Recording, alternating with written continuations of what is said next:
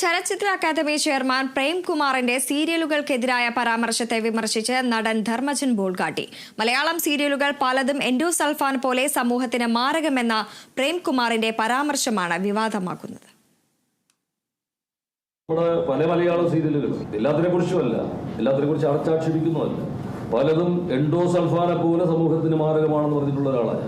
അതുകൊണ്ട് തന്നെ ഈ കാര്യത്തിൽ ഒരു വലിയ നിയന്ത്രണം ഒക്കെ ഉണ്ടാകേണ്ടതുണ്ട്. അത് സ്വയം അവർ ഉത്തരവാദിത്വം ഏറ്റെടുക്കാൻ കല കൈകാര്യം ചെയ്യുന്നവർ തയ്യാറാവുകയും വേണം. കലാസൃഷ്ടി അത് ഏത് തന്നെ ആയിക്കോട്ടെ, അതൊന്ന് പാളിപ്പോയാൽ അതൊരു ജനതയെ മുഴുവൻ അപജയത്തിലേക്ക് നയിക്കുമെന്ന തിരിച്ചറിവ് കല കൈകാര്യം ചെയ്യുന്നവർക്ക്, അത് സൃഷ്ടിക്കുന്നവർക്ക് ആ ഒരു ഉത്തരവാദിത്വം ഉണ്ടാകും. ഫിലിം മാർക്കറ്റുമായി ബന്ധപ്പെട്ട് ഷാജിൻ കരുണനൊപ്പം ചൊവ്വാഴ്ച കൊച്ചിയിൽ നടത്തിയ വാർത്താ സമ്മേളനത്തിലാണ് സീരിയലുകൾക്കെതിരെ പ്രേംകുമാർ വിമർശനം ഉന്നയിച്ചത്.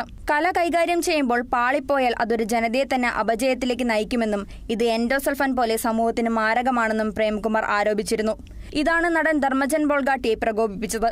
ഒരു സ്ഥാനം കിട്ടിയതുകൊണ്ട് പ്രേംകുമാറിന്റെ തലയിൽ കൊമ്പില്ലല്ലോ എന്ന് ധർമ്മജൻ ബോൾഗാട്ടി ഫേസ്ബുക്കിൽ കുറിച്ചു. പ്രേംകുമാർ സീരിയലിലൂടെ വന്നയാളാണ്, പാവപ്പെട്ടവർ ജീവിച്ചു പൊയ്ക്കോട്ടെ എന്നും ധർമ്മജൻ പറഞ്ഞു. നേരത്തെ വനിതാ കമ്മീഷനും സീരിയലുകൾക്ക് സെൻസറിംഗ് വേണമെന്ന് ആവശ്യപ്പെട്ടിരുന്നു. ഇക്കാര്യത്തിലുള്ള റിപ്പോർട്ട് കമ്മീഷൻ സർക്കാരിന് സമർപ്പിച്ചിരുന്നു.